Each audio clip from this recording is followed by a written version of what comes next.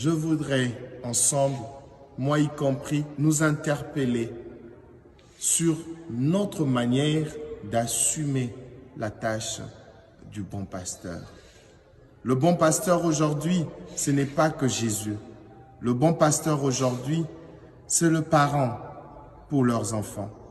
C'est l'époux pour son épouse, l'épouse pour son époux, le prêtre, le pasteur pour ses ouailles.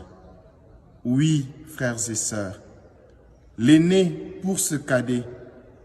Tous nous pouvons jouer ce rôle du bon pasteur. Jésus nous a donné l'exemple, nous devons le suivre.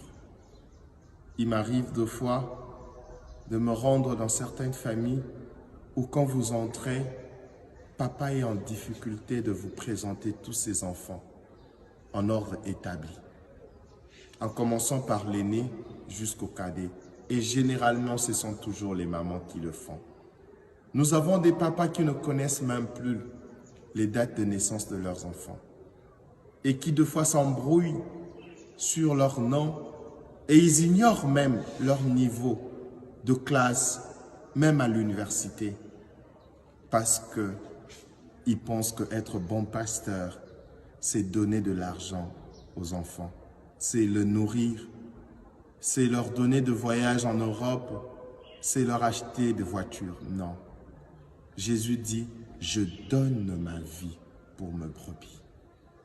Chers parents, beaucoup de vos enfants souffrent de votre absence.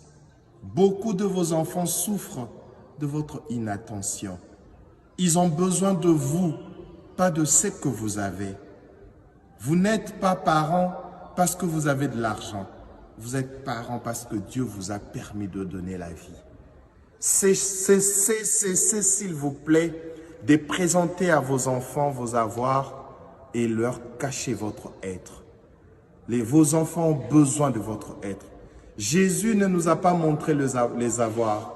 Jésus se donnait à nous.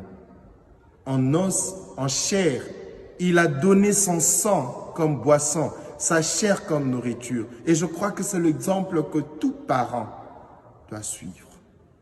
Vous avez aujourd'hui des familles d'apparence heureuse où ils ont tout. Il y a tout, l'argent, le pouvoir. Mais quand vous rencontrez les membres de cette famille, il y a une tristesse au fond du cœur parce que l'amour n'existe pas. Parce que les enfants n'ont personne à qui parler, personne avec qui aborder les problèmes qui les tourmentent. Et l'Église a pris maintenant la place de certains parents. Nous sommes prêtres. Qu'est-ce que nous n'écoutons pas? Parce que beaucoup des parents sont absents.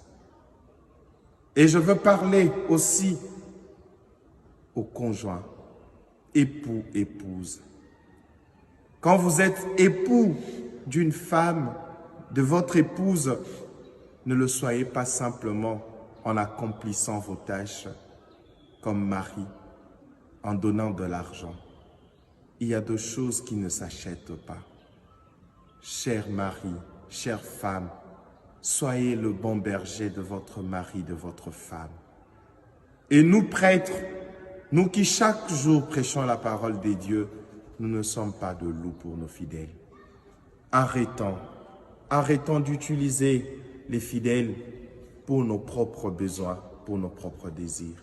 Dieu nous a établis comme prêtres pour que nous prêchions la parole, pour que nous montrions le chemin et non pas pour que nous nous servions de nos fidèles pour assouvir notre faim.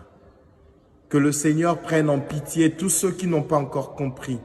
Que le Seigneur nous pardonne et qu'il nous interpelle vivement pour que chacun revienne sur le bon chemin.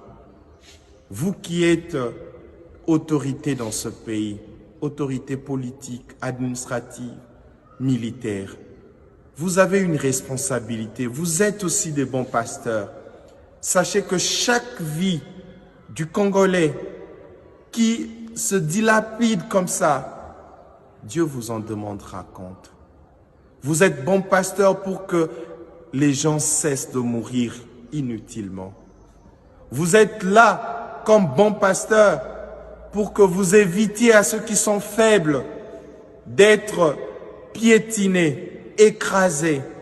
Vous êtes là pour garantir la vie à tout le monde. C'est pour cela que Dieu vous a donné cette parcelle d'autorité. Vous qui êtes chef militaire, ne prenez pas le plaisir à verser le sang. Le Seigneur attend de vous d'être un bon pasteur. Il vous en demandera compte. Vous qui gérez le pays sur le plan administratif, jusqu'à quand vous continuerez à multiplier de faux papiers? Jusqu'à quand les gens mourront de faim parce que vous mangez seuls l'argent du trésor public? Nous devons être tous de bons pasteurs. La souffrance continue parce que nous avons abandonné notre rôle du bon pasteur. Pour que notre pays se relève, chacun doit devenir le gardien de l'autre. Que le Seigneur bénisse la RDC, que le Seigneur bénisse notre Église, que le Seigneur vous bénisse. Amen.